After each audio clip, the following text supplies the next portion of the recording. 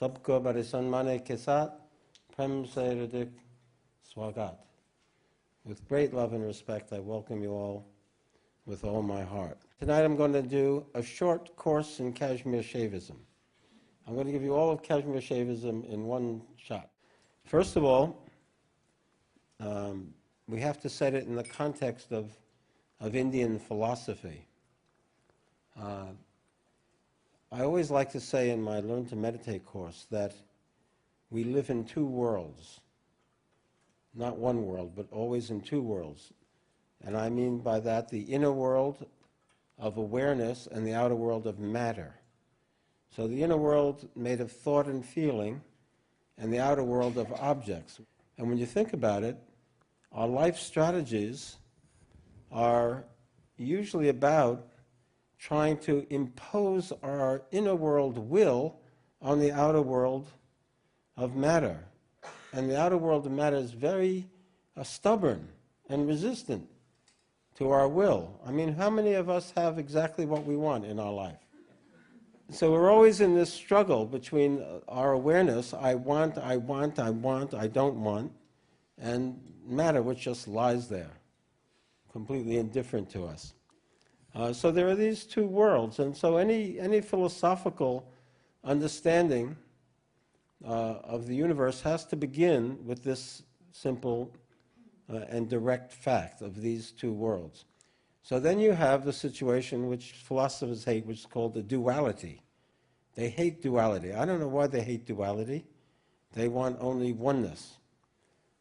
So there is a philosophy that says there are two things, consciousness and matter, and that philosophy is called Samkhya in Eastern thought. There is a method that says there's consciousness and there's matter. They're both eternal. They both are always there. There's always consciousness and matter. And we are consciousness living in a world of matter. And that's our problem as consciousness, because living in a world of matter screws us up completely. We're always caught in this dialectic of not getting what we want and getting what we don't want. And so in the Samkhya strategy for dealing with this is to extricate ourselves from matter, get rid of all matter, pull back, purify the contamination of consciousness, and pull it back until we're pure matter, we're pure spirit. Pure spirit. So that's one solution, that's Samkhya. Then we have the solution of the West. The Western solution is not a dualistic solution, but is a monistic solution. It says there's one thing. Which of these two? If you have two things, and then you want to end up with one, then what happens? You have to resolve one of them into the other. You get what I'm saying? You either have to have everything being consciousness or everything being matter. Or you could possibly have everything being some other thing, some resolving into something, some higher form. But in the West, we say everything is matter. We take it as given. We don't even think about it. Everything is material. This is the way we think about life, that everything is matter, and that consciousness just sort of sprung up at some point in the process. This is Western materialism. It says there's one thing, it's all matter. Then there's the other point of view, which is the point of view of Advaita Vedanta, saying there's really one thing in this universe, consciousness. Only consciousness. And that matter is an expression of consciousness. It exists within consciousness. And this is the point of view of Advaita Vedanta, and it's also the point of view of Kashmir Shaivism. It says that this whole universe is nothing but consciousness. At the highest level, we can say it's the divine consciousness, universal consciousness. And that matter is an evolution of this consciousness, or an expression of a kind of a lower vibration of the same one consciousness. So this is what Shaivism says. Shaivism actually came about, in my estimation, as an improvement on Vedanta. Vedanta said, Vedanta said that only consciousness is real, only the self is real, and this world is unreal. So everything that you've experienced in your whole life is unreal, and only the self is real. Now that's pretty far out, isn't it? Pretty far-fetched, and it always troubled me when I read that. And so it must have been back in the 5th century, the 6th century, the 7th century, all the yogis were saying, what do you mean it's unreal? This is real. And they got into this fight.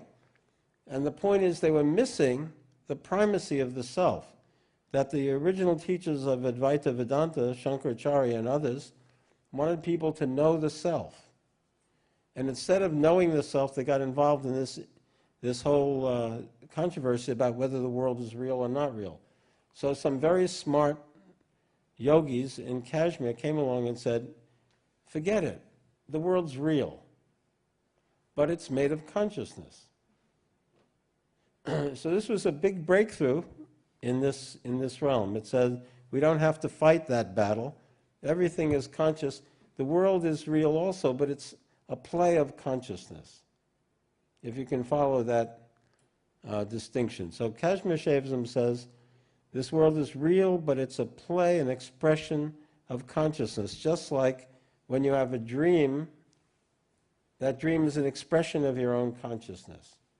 Whenever you think up things, that's an expression of your own awareness. So this world is an expression of some universal consciousness. So this is the first initiation, is to accept this understanding that the world is consciousness. Is the world consciousness or not? That's the first barrier. Can everything be resolved into awareness? Well, there are many proofs that you can give of it, but when it comes to Shaivism, they don't bother to prove it, they just affirm it. They say it. And the first sutra that we'll look at is from Pratyabhigna. You see that big word at the bottom, Pratyabhigna Hridayam, verse 1, means it's a very interesting text, 20 sutras long, 20 aphorisms, and it's a summary of the whole system. It's the doctrine of self-recognition. What Shaivism is about waking Shiva up to who he is. Imagine that you've been dreaming your life so far. You've been imagining that you're X, Y, or Z, whoever you think you are. Fill in your name. But actually, according to Shaivism, you're none of those things, that person. You are Shiva. And you have to wake up to this. In other words, we're asleep to who we really are.